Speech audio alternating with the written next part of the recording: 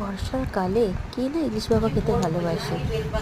আমি ডিমওয়ালা ইলিশ নিয়ে নিয়েছি, নুন হলুদ মাখিয়ে রেখেছি। এখানে সর্ষে, পোস্ত, কাঁচা লঙ্কা বেটে নিয়েছি। বেটে এবারে সর্ষের তেল দিয়ে একটু ফাটিয়ে নেব।